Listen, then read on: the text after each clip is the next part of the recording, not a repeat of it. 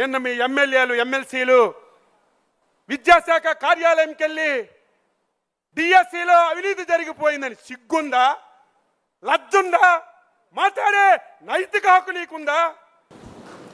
ఇదే మన చంద్రబాబు నాయుడు గారి విజన్.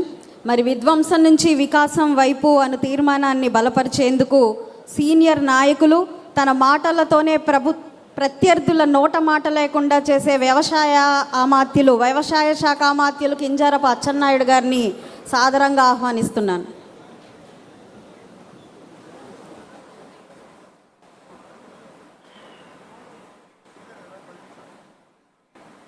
తెలుగుదేశం పార్టీ కుటుంబ పెద్దలు, తెలుగుదేశం పార్టీ జాతీయ అధ్యక్షులు, మనందరి అభిమాన నాయకులు, రాష్ట్ర ముఖ్యమంత్రి గారు శ్రీ నారా చంద్రబాబు నాయుడు గారికి తెలుగుదేశం పార్టీ భవిష్యత్తు, తెలుగుదేశం పార్టీ కార్యనిర్వాహక అధ్యక్షుడు శ్రీ నారా లోకేష్ బాబు గారు వేదిక మీద ఈ ప్రాంగణంలో ఆంధ్రప్రదేశ్ నలుచెరగల్లో వీక్షిస్తున్నటువంటి తెలుగుదేశం పార్టీ కుటుంబ సభ్యులు, ఈ దేశం ప్రపంచంలో ఈ మహానాడిని తిలకరిస్తున్నటువంటి ప్రతి ఒక్కరికి పేరు పేరున హృదయపూర్వకమైనటువంటి నమస్కారాలు, అభినందనలు తెలియజేస్తున్నాను. నాకు ఇచ్చినటువంటి తీర్మానం విధ్వంసం నుండి వికాసం. నాకు తెలిసి విధ్వంసం అనే పేరు జపాన్లో అణుబాంబులు పడేటప్పుడు విన్నాం, రాజులు పోరాటం చేసేటప్పుడు కోటల మీద దాడులు జరిగినప్పుడు విన్నాం. మళ్ళీ 2019లో ఒక దుర్మార్గుడు ఈ రాష్ట్రానికి ముఖ్యమంత్రిగా బాధ్యతలు స్వీకరించిన తర్వాత ఆ పదం విన్నది ఆంధ్రప్రదేశ్ రాష్ట్రంలో అని చెప్పి సందర్భంగా తెలియజేస్తున్నాను. నేను చాలా సందర్భాల్లో చెప్పాను, ప్రజలది తప్పని. పార్టీకి సంబంధం లేదు, ఎవరికీ సంబంధం లేదు. వ్యక్తిగతంగా నేను ఎప్పుడూ ఒక పౌరుడిగా ఈ మాట చెప్తుంటాను. ప్రజలు ఎప్పుడూ అప్రమత్తంగా లేకపోతే చాలా పెద్ద ప్రమాదం జరుగుతుంది. ఆ ప్రమాదమే 2019వ సంవత్సరం ఎన్నికల్లో జరిగిందని ఘంటాపథంగా నేను చెప్పదలిచాను. ఎవరో కొత్తగా రాజకీయాల్లోకి వచ్చి రాజకీయ పార్టీ పెట్టి నేనేదో ఉద్ధరిస్తానంటే, తెలుసో తెలియక అధికారాన్ని ఇచ్చారంటే ఒక అర్థం ఉంటుంది.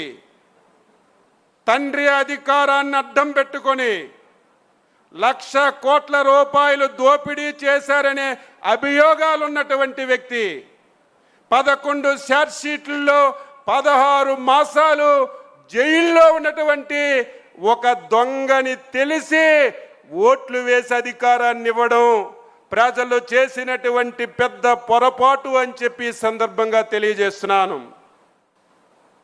ప్రజలు ఇచ్చినటువంటి అధికారాన్ని కనీసం రాష్ట్రం గురించి, ప్రజల గురించి, ఈ రాష్ట్ర భవిష్యత్తు గురించి ఆలోచించవలసినటువంటి ముఖ్యమంత్రి అధికారం వచ్చిన తర్వాత ప్రమాణ స్వీకారం చేసినటువంటి మొదటి రోజు నుంచి దిగిపోయినటువంటి చివరి రోజు వరకు ఆంధ్రప్రదేశ్ రాష్ట్రాన్ని విధ్వంసం చేయడమే ఒక ప్రణాళికగా పెట్టుకొని పనిచేసిన విషయాన్ని ఈ సందర్భంగా తెలియజేస్తున్నాను.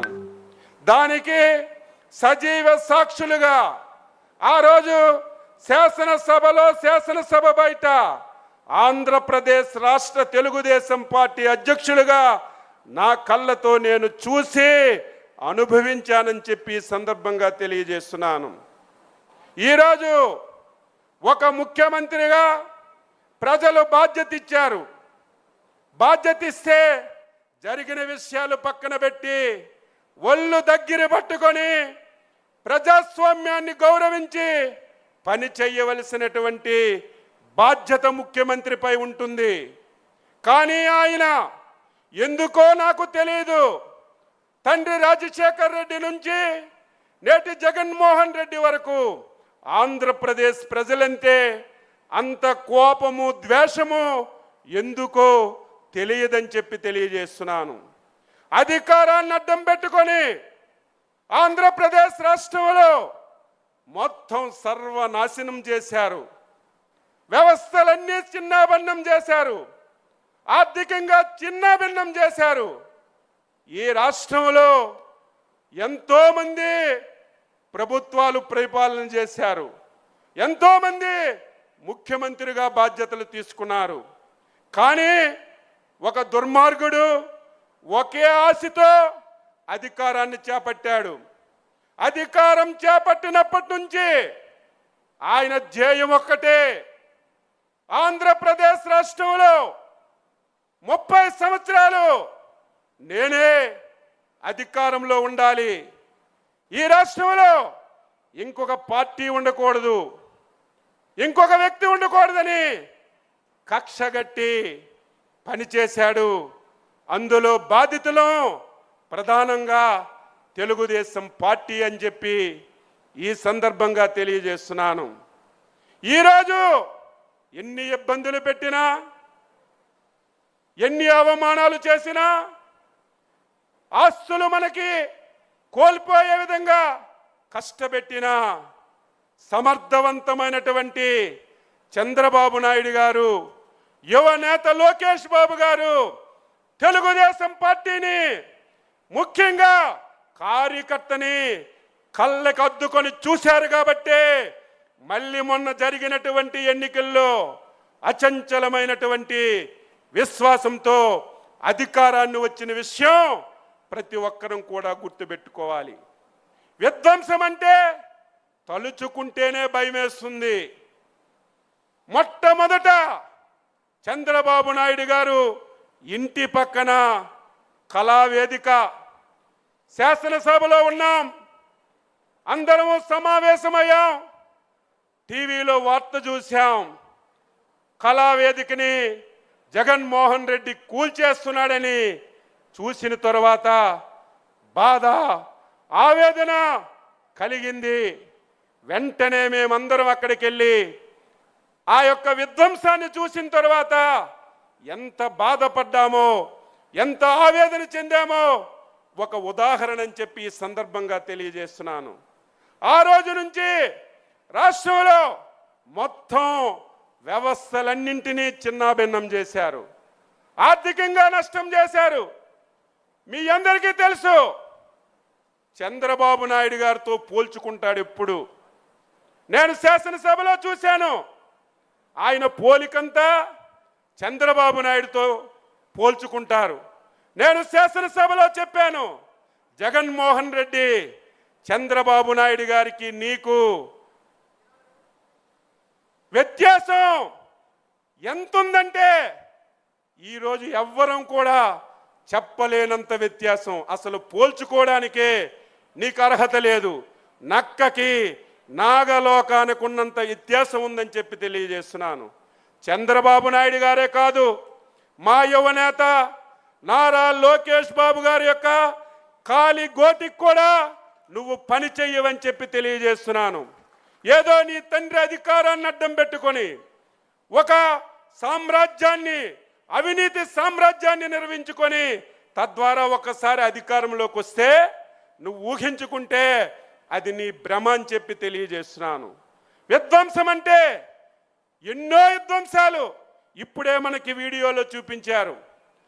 శాసనసభలో చేతులెత్తి దండం మొక్కాను, అయ్యా జగన్మోహన్ రెడ్డి, మా నాయకుడు చంద్రబాబు నాయుడు గారు ప్రతి పేదవాడు 3 పూటలు కడుపు నిండా అన్నం తినాలని 5 రూపాయలకి అన్నా క్యాంటీన్ పెట్టారు. మీరు ఎత్తేస్తున్నారు, మీకు చేతులెత్తి దండం పెడుతున్నాను. మా పేరు పెట్టడం ఇష్టం లేకపోతే మీ తాత పేరు పెట్టుకో, నీ తండ్రి పేరు పెట్టుకో. ఆ రెండు పేర్లు ఇష్టం లేకపోతే నీ పేరైనా పెట్టుకొని పేదవాడి కడుపు నిండే ఆ పథకాన్ని ఎత్తొద్దని నిండు శాసనసభలో చేతులెత్తి జోడించి దండం మొక్కినా కనికరకం లేకుండా ఆ పథకాన్ని ఎత్తేశాడు.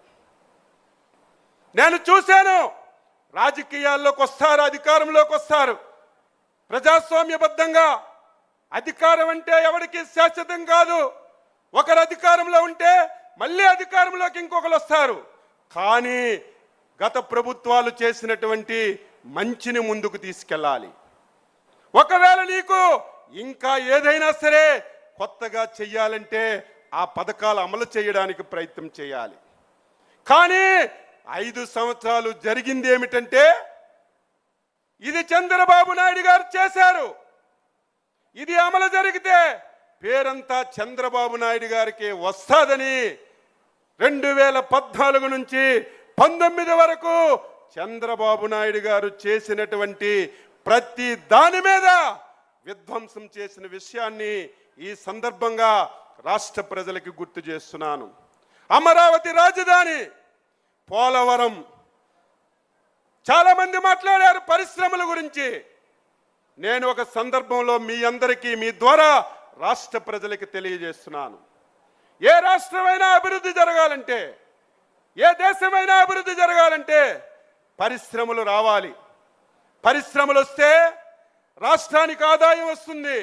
ఆదాయం వస్తే ఆ ఆదాయాన్ని పేదవాడికి, సంక్షేమానికి, అభివృద్ధికి ఇవ్వడానికి అవకాశాలు ఉంటాయి. దుర్మార్గుడు 5 సంవత్సరాలు ఈ రాష్ట్రంలో ఒక్క పరిశ్రమ అంటే ఒక్క పరిశ్రమ తేలేదు. ఉన్న పరిశ్రమల్ని పూర్తిగా ఈ రాష్ట్రం నుంచి వెళ్ళగొట్టే కార్యక్రమాలు చేశారు. మీరు, నేను, అందరం ఎన్డీఏ పార్టీలు ఎలక్షన్లలో మాటిచ్చాం, రేపు మాకు అధికారాన్ని ఇవ్వండి. అందులో మన యువనేత ఈ రాష్ట్రమంతా తిరిగి యువతలకి చైతన్యపరిచి, రేపు మా ప్రభుత్వం వస్తే ఈ రాష్ట్రానికి పరిశ్రమలు తెస్తాం, 20 లక్షల మందికి ఉద్యోగాలు ఇస్తామని బల్లగుద్ది మనందరం చెప్పాం.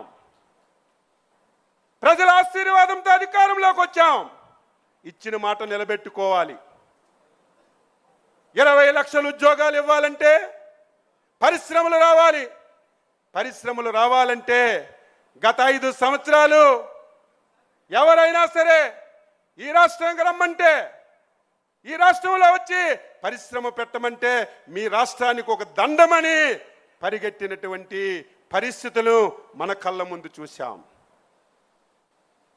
మళ్ళీ ఈ రాష్ట్రంలో పరిశ్రమలు తీసుకురాగలమా, మళ్ళీ 20 లక్షల ఉద్యోగాలు ఇవ్వగలమని నేను కూడా ఆందోళన చెందాను. అయితే ఈ రాష్ట్రం అదృష్టం, సమర్థవంతమైన నాయకుడు, ఈ రాష్ట్రానికి ఒక brand ambassador CBN Chandrababu Naidu గారు అని చెప్పి మీ అందరికీ తెలియజేస్తున్నాను. దానికి తోడు యువకుడు, విద్యావంతుడు, దేశ ప్రపంచాల్లో అన్ని విషయాలు తెలిసినటువంటి నారా లోకేష్ బాబు గారి యొక్క సహకారం, పవన్ కళ్యాణ్ గారి యొక్క తోడ్పాటు, ఈ 24 మాసాలు ప్రతి ఒక్కరం మాట్లాడాలి. ఈ దేశంలో, ప్రపంచంలో ఎన్నో రాష్ట్రాలు ఏర్పడ్డాయి. స్వతంత్ర భారతదేశంలో ఎన్నో రాష్ట్రాలు ఉన్నాయి. కానీ 24 మాసాల్లో 24 లక్షల కోట్లు ఈ రాష్ట్రానికి పెట్టుబడి తెచ్చి 24 లక్షల మందికి ఉద్యోగ ఉపాధి అవకాశాలు వచ్చే విధంగా చేశారంటే దానికి కర్మ, కర్త, క్రియ మన నాయకుడు చంద్రబాబు నాయుడు గారని ఈ సందర్భంగా మీ అందరికీ తెలియజేస్తున్నాను. ఈరోజు మనందరం అప్రమత్తంగా ఉండాలి. సమయం లేదు, చాలా విషయాలు చెప్పాలి. కానీ సమయం మనందరం చూసుకోవాల్సినటువంటి అవసరం ఉంది. కాబట్టి కొన్ని విషయాలే మీ అందరితో చెప్తున్నాను. ఈ 24 మాసాల్లో ఎవరైతే జగన్మోహన్ రెడ్డి విధ్వంసం చేశారో మళ్ళీ అన్ని వ్యవస్థల్ని గాడిలో పెట్టాం. ఆగిపోయిన ప్రతి పని శరవేగంతో ముందుకు తీసుకెళ్తున్నాం. అమరావతి, శరవేగంతో ముందుకెళ్తుంది.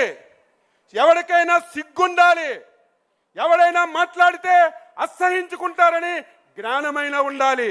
కానీ గొడ్డల పార్టీ అధ్యక్షుడికి ఆ సిగ్గు లేదు, ఆ జ్ఞానం లేదు. అధికారంలోకి వచ్చినంత వరకు రాష్ట్రానికి అమరావతి రాజధాని అని చెప్పావు. అధికారంలోకి వచ్చిన తర్వాత ప్రజల మధ్యన, ప్రాంతాల మధ్యన పగవు పెట్టి 3 రాజధానులు అన్నావు. 3 ప్రాంతాల్లో మొన్న జరిగిన ఎన్నికల్లో నీ పార్టీకి కర్ర కాల్చి వాత పెట్టిన సిగ్గు లేకుండా కనీసం క్షమాపణ చెప్పి నాది తప్పయిందని ఒప్పుకుంటాడు అనుకున్నాను. కానీ మళ్ళీ మొన్ననే కేంద్ర ప్రభుత్వం పార్లమెంటులో, రాజ్యసభలో ఈ దేశంలో ఉన్నటువంటి అన్ని పార్టీలు ఆంధ్రప్రదేశ్ ఏకైక రాజధాని అమరావతిని చట్టం చేసిన తర్వాత కూడా మావిగనని చెప్పి మళ్ళీ మన మధ్యన మాట్లాడుతున్నాడంటే ఆ గొడ్డల పార్టీ అధ్యక్షుడికి ఏమనాలో అర్థం కానటువంటి పరిస్థితి అని చెప్పి తెలియజేస్తున్నాను. పోలవరాన్ని గాడిలో పెట్టాం. ఉదయమే మా నరేంద్ర మాట్లాడాడు. 2014-19 69 లక్షల కోట్లు ఇరిగేషన్కి పెట్టి మొత్తం ప్రాజెక్టులన్నీ పరుగులెట్టించాం. 5 సంవత్సరాల్లో ఒక్క ప్రాజెక్ట్ ఇవ్వలేదు. మాట్లాడితే రాయలసీమ బిడ్డని నేనంటాడు, రాయలసీమకి ఉద్ధరించానంటాడు. రాయలసీమకు కూడా 1 ఎకరాకి కూడా నీరిచ్చినటువంటి సందర్భాలు లేవు. మళ్ళీ చంద్రబాబు నాయకత్వంలో ఇరిగేషన్ ప్రాజెక్టులన్నిటికి కూడా ముందుకు తీసుకెళ్తున్నాం. ఈరోజు మనందరం గొడ్డల పార్టీ అధ్యక్షుడంటే గింజుకుంటున్నాడు. ఏం తప్పు మాట్లాడుతున్నామా? ఇందులో ఏమైనా పొరపాటు ఉందా? నువ్వు 100% గొడ్డల పార్టీ అధ్యక్షుడివే అని చెప్పి తెలియజేస్తున్నాను. మనమంటే మొన్ననే వచ్చి ఒక పాత్రికేయుల సమావేశం పెట్టాడు. నన్ను గొడ్డల పార్టీ అంటున్నారని, నేనేం చేశానని. ఆ ప్రెస్ మీట్ చూసిన తర్వాత మన మహానాడు వేదికగా జగన్మోహన్ రెడ్డికి అభినందనలు తెలియజేస్తున్నాను. ఆ ప్రెస్ మీట్ ఎందుకు పెట్టాడు? మీరందరూ నా ఒక్కనే గొడ్డల పార్టీ అంటున్నారు. నాది కాదు, మా కుటుంబ నేపథ్యమే ఒక ప్రేక్షణ పునాదుల మీద పుట్టిందని సాక్షాత్తు జగన్మోహన్ రెడ్డి పాత్రికేయుల సమావేశంలో పుట్టాడు.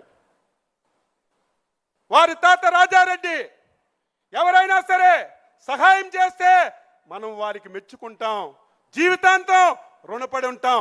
ఒక బలహీన వర్గాలు చెందిన వ్యక్తి మీరు రండి, మా మైన్లో వాటా ఉండి అందరం కలిసి ముందుకెళ్దామంటే ఆ మైన్ ఓనర్కే చంపి ఆ మైన్ను ఓన్ చేసుకొని ఆ డబ్బుతో ఈరోజు సామ్రాజ్యాన్ని నిర్మించుకొని ఆ రోజు నుంచి ఈ రోజు వరకు వ్యవహరిస్తున్నారు. మన అధ్యక్షుల వారు ఎప్పుడూ చెప్తారు, ఇది ఒక ప్రేక్షణ కుటుంబం. చాలా అజాగ్రత్తగా మనం ఉండాలి. అజాగ్రత్తతో ఉంటే చాలా పొరపాటు జరుగుతుంది. వాళ్ళ తాత రాజారెడ్డి వేట కొడవలతో స్టార్ట్ చేశాడు, తండ్రి కత్తులతో స్టార్ట్ చేశాడు. ఈయన వచ్చేసరికి గొడ్డలతో రాజకీయం చేసి ఈ రాష్ట్రాన్ని మొత్తం నాశనం చేయడానికి ఒక కంకణం కట్టుకొని పనిచేస్తున్నాడు. మాట్లాడితే అబద్ధాలు. నిన్న ఈరోజు పవిత్రమైనటువంటి మహానాడు జరుపుకుంటే నిన్నే ఒక సమావేశం పెట్టాడు. నిన్న మీ ఎమ్మెల్యేలు, ఎమ్మెల్సీలు విద్యాశాఖ కార్యాలయంకి వెళ్ళి డిఎస్సిలో అవినీతి జరిగిపోయిందని సిగ్గుందా, లజ్జుందా? మాట్లాడే నైతిక హక్కు నీకుందా? 5 సంవత్సరాల అధికారంలో ఉండి ఒక్క ఉపాధ్యాయు పోస్టు కూడా నువ్వు తీయకపోతే మా యువనాయకుడు అధికారంలోకి వస్తే మొదటి డిఎస్సి పెట్టి నేను ఉద్యోగాలు ఇస్తానని ఒక మాటిచ్చి మీరు కక్షగట్టి ఆ నోటిఫికేషన్ ముందుకెళ్లకుండా 100 కోట్లు కేసులు కోర్టులో వేస్తే కోర్టులన్నీ క్లియర్ చేసి డిఎస్సిని పారదర్శకంగా చేసి ఉద్యోగాలు ఇచ్చాం. పోనీ ఏదైనా తప్పు జరిగిందంటే ఎప్పుడు అడగాలి? పరీక్ష జరిగినప్పుడు అడగాలి, ఉద్యోగ పత్రాలు ఇప్పుడే జరగాలి. దొంగల పడిన 6 మాసాలకి కుక్కల మొరిగినట్టుగా ప్రజా సమక్షంలో వాళ్ళకి మనం ఉద్యోగ పత్రాలు ఇచ్చి వాళ్ళు పాఠశాలలో జాయిన్ అయ్యి వారు బ్రహ్మాండంగా చదువు చెప్పుకునే సంవత్సరం తర్వాత గొడ్డల పార్టీ బాగా ఎక్కింది కాబట్టి దీన్ని డైవర్ట్ చేయాలి. డైవర్ట్ చేయాలంటే అచ్చెన్నాయుడు మీదో, ఎక్స్ మీదో, వై మీదో విమర్శ చేస్తే ఎక్కదని మన జాతీయ పార్టీ వర్కింగ్ ప్రెసిడెంట్ మీద ఈరోజు కావాలని చెప్పి విమర్శలు చేస్తున్నారు. దీన్ని మనందరం కూడా తిప్పి కొట్టాలని చెప్పి తెలియజేస్తున్నాను. నిన్న ఒక బుక్ రిలీజ్ చేశాడు. ఆ బుక్ మొత్తం చూస్తే నాకే ఆశ్చర్యం. ఆ బుక్ పేరు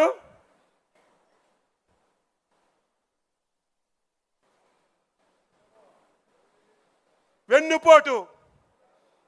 ఆ మాట నీకే వర్తిస్తుంది. ఒక్క ఉదాహరణ మీ అందరికీ చెప్తున్నాను. జగన్మోహన్ రెడ్డి కుటుంబం ఏ విధంగా ఉండేదో మీకు తెలుసు.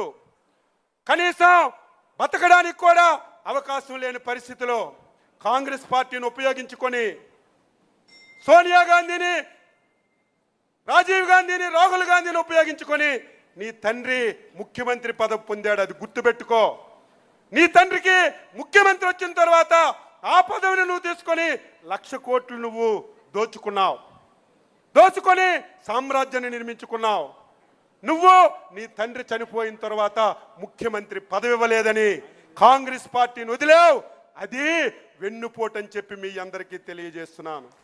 ఆ పార్టీ వల్ల మీరు, మీ కుటుంబం బాగుపడి ఆ పార్టీని వదిలి బయటకు వచ్చినటువంటి నువ్వు వెన్నుపోటు పొడిచి మమ్మల్ని అని చెప్పి మీరు అడుగుతున్నారు. ఈరోజు ఎలక్షన్ మేనిఫెస్టో గురించి మాట్లాడుతున్నాం. ఏముంచావు ఈ రాష్ట్రంలో? 5 సంవత్సరాలు ఈ రాష్ట్రంలో ఏమైనా ఉంచావా? 13 లక్షల కోట్ల అప్పులు. ఏ వ్యవస్థ చూసినా చిన్న భిన్నం. మేము ఊహించలేదు ఇంత దారుణాలు జరిగాయని. ఎలక్షన్లో మాట ఇచ్చాం. ఇచ్చిన మాట నిలబెట్టుకోగలమా, అమలు చేయగలమని చాలా భయపడ్డాం, బాధపడ్డాం. కానీ సమర్థవంతమైన నాయకుడు చంద్రబాబు నాయుడు గారు, కేంద్రంలో మోడీ గారు సహకారం తీసుకొని మీరు, నేను ఎవ్వరూ ఊహించిన విధంగా 2 సంవత్సరాల్లో సూపర్ 6 అని చెప్పి ప్రతి హామీని అమలు చేసి సూపర్ హిట్ చేసిన విషయాన్ని ప్రతి ఒక్కరు కూడా గుర్తుపెట్టుకోవాలి. నీకు అసలు మేనిఫెస్టో గురించి అడిగే నైతిక హక్కుందా? సిపిఎస్ రద్దని మొదటి సంతకం పెడతానన్నావు. ఈరోజు నువ్వు దానికి ఆన్సర్ చేయి. నేను గెలిస్తే ఈ రాష్ట్రంలో సంపూర్ణ మద్యపానం నిషేధం చేసి మళ్ళీ 2024లో ఓట్లు అడగడానికి వెళ్తానని నువ్వే కదా చెప్పావు. నీది నోరా తాటిమట్ట. దీనికి ఆన్సర్ చేయవలసినటువంటి అవసరం ఉంది. ఈరోజు కష్టాలున్నా, బాధలున్నా చంద్రబాబు నాయుడు గారికి ఒక విశ్వసనీయత ఉంది. చంద్రబాబు నాయుడు గారు మాటిస్తే నిలబెట్టుకున్నటువంటి తత్వం. తప్పనిసరిగా అమలు చేశాం. రేపు భవిష్యత్తులో ఒక పైసా వస్తే ఆ పైసా పేదవాడికే పంచడానికి, ఈ రాష్ట్రానికి మేలు చేయడానికి అహర్నిశలు కృషి చేస్తున్నటువంటి చంద్రబాబు నాయుడు గారికి మనందరం సహకరించాలి. చివరగా ఒక్క మాట చెప్పి ముగిస్తున్నాను. మనందరం అప్రమత్తంగా ఉండాలి. 2014-19 ఈ దేశంలో చంద్రబాబు నాయకత్వంలో నేను చాలాసార్లు ఎమ్మెల్యేగా పనిచేశాను, మంత్రిగా పనిచేశాను. ఎప్పుడూ ఆ 5 సంవత్సరాలు జరిగిన అభివృద్ధి, సంక్షేమం ఎప్పుడూ జరగలేదు. కానీ మనం చేసింది చెప్పుకోలేదు. చేసిన అభివృద్ధి, సంక్షేమం చెప్పుకోలేక వాడు చెప్పిన అబద్ధాలు ప్రజలు నమ్మి 2019లో మనకి నష్టం జరిగింది. జగన్మోహన్ రెడ్డి ఈసారి నీకు ఆ ఛాన్స్ ఇవ్వమని చెప్పి తెలియజేస్తున్నా. నువ్వు ఒకటి చెప్తే 2 చెప్తాం, 2 చెప్తే 3 చెప్తాం.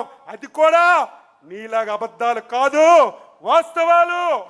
చేసిన పనులు ప్రజలకు చెప్పి చైతన్యపరిచి మళ్ళీ జీవితంలో ఈ రాష్ట్రంలో వైసీపీ పార్టీ జగన్మోహన్ రెడ్డి పాతాళానికి పాతి పెట్టి శబాష్ తెలుగుదేశం, శబాష్ పసుపు జెండాని నిలబెట్టుకుంటామని చెప్పి మీ అందరికీ తెలియజేస్తూ విధ్వంసం నుంచి వికాసం వరకు తీసుకెళ్తున్నాం.